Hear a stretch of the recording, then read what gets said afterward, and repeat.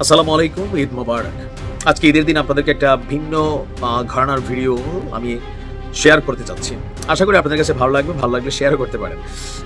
পবিত্র জমজম কূপ বা জমজমের পানি প্রত্যেকটা মুসলিম মোটামুটি আমরা অবগত আছি এই জমজম কূপের পানি বা জমজম কূপ সম্পর্কে। তবে আজকের ভিডিওতে আমরা এখানে একটা আশ্চর্যজনক ইস্যু শেয়ার করবো। সেটা হচ্ছে, আপনারা অনেকেই কি জানেন যে এই জমজম কূপ হারিয়ে গিয়েছিল এবং প্রায় 450 বছর পর এই জমজম কূপ আবার পুনরুদ্ধার হয়েছে। কিভাবে? পবিত্র কাবা ঘরের থেকে মাত্র 20 মিটার দূরে অবস্থান হচ্ছে এই জমজম কূপের। ঐতিহাসিক বর্ণনা অনুযায়ী জুরহুম গোত্র, আপনারা জানেন যে আরবকে অনেকগুলো গোত্র সময়ে সময়ে শাসন করেছে, আর আরবরা একাধিক গোত্রে বিভক্ত ছিল। তো এর মধ্যে একটা গোত্র ছিল জুরহুম গ্রুপ। জুরহুম গোত্র যখন মক্কা শাসন করছিল তখন তাদের মধ্যে ধর্মীয় অবক্ষয় এবং পাপাচারে লিপ্ত হওয়ার প্রবণতা দেখা যায়।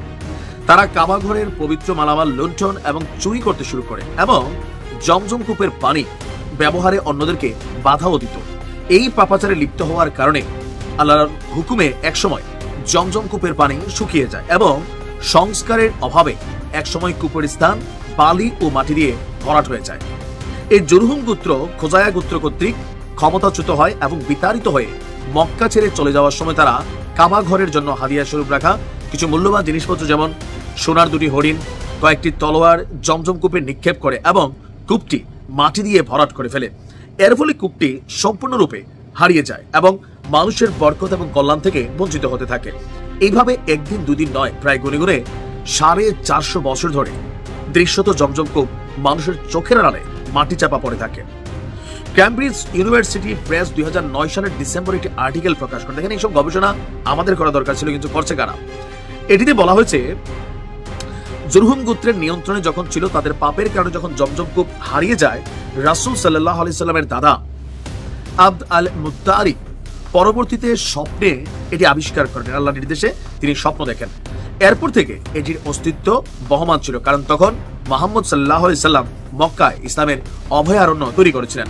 এই আর্টিকেলটি বলছে, জমজম কূপ হারিয়ে যাওয়ার অনেক পরে নবী করিম সাল্লাল্লাহু আলাইহি সাল্লামের দাদা মুত্তালিবের সময় এটি আবার আবিষ্কৃত হয়। আব্দুল মুত্তালিব ছিলেন কুরাইশদের গোত্রপ্রধান এবং তিনি অত্যন্ত ধার্মিক এবং সম্মানী ব্যক্তি ছিলেন। আব্দুল মুত্তালিব অনেকদিন ধরে জমজম কূপের সন্ধান করেছিলেন, কিন্তু সঠিক অবস্থানটা কেউই জানত না। তো একদিন তিনি স্বপ্নযুগে এই জায়গাটাকে চিনেন। স্বপ্ন তাকে জমজম কূপ খননের জন্য আল্লাহ নির্দেশ প্রদান করেন এবং কূপের সঠিক স্থানটিও নির্দিষ্ট করে দেখিয়ে দেওয়া হয়। স্বপ্ন থেকে উঠে, মানে ঘুম থেকে উঠে আব্দুল মুত্তালিব বিষয়টি নিয়ে চিন্তা করেন এবং আল্লাহর নির্দেশ মেনে চলার সিদ্ধান্ত নেন। তিনি তার পুত্র হারেসকে, মানে কেউ কেউ বলছেন যে ওনার নাম জায়েদ বা অন্য পুত্র, ওনাকে সঙ্গে নিয়ে স্বপ্নে দেখানো স্থানে খনন কার্য শুরু করেন। এই খনন কাজটা আবার তৎকালীন সময় খুবই সহজ ছিল না, কারণ কূপটি বহু বছর, মানে প্রায় 450 বছর ধরে মাটির নিচে চাপা পড়েছিল।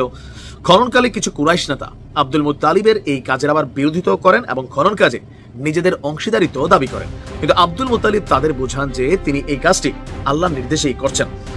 তো জমজম কূপ একসময় ময়লা আবর্জনায় কালের গ্যাসে হারিয়ে যাওয়ার পরে, যখন আপনার এটা সম্পর্কে বিভিন্ন বাণী আছে যে আপনার আমরা যদি দেখি, সেই থেকে আপনার স্বপ্ন দেখানোর পর তার সবচেয়ে প্রিয় পুত্র ছিল রাসূল সাল্লাল্লাহু আলাইহি ওয়াসাল্লামের বাবা আব্দুল্লাহ। তার অন্য ছেলেরা এই ছেলেকে কুরবানি দিতে নিষেধ করে 100 উট কুরবানি দেওয়ার কথা বলে।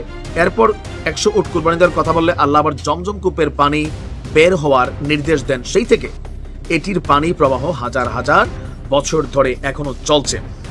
খনন কাজ চলাকালে আবার আব্দুল মুত্তালিব জুরহুম গোত্রের যে ফেলে যাওয়া জিনিসপত্র ছিল, নিশ্চয়ই আপনাদের খেয়াল আছে যে সোনার হরিণ, তারপর হচ্ছে তলোয়ার, তিনি সেই জিনিসগুলো খুঁজে পান এবং এগুলো যে তিনি পাওয়ার পরে এই দাবির সত্যতা প্রমাণ করে।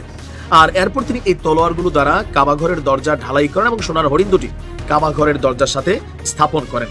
অবশেষে মুত্তালিবের নিরলস প্রচেষ্টা এবং আল্লাহর কুদরতে এই পানি পুনরায় প্রবাহিত শুরু করে। কূপটি আবার আবিষ্কৃত হওয়ার পর থেকে এখন পর্যন্ত এটি চলমান আছে, আর এভাবেই বরকতময় সেই পানিটি ফিরে আসে। তো নিশ্চয়ই এই ইতিহাসটা হয়তো অনেকের জানা, আবার অনেকের অজানা ছিল।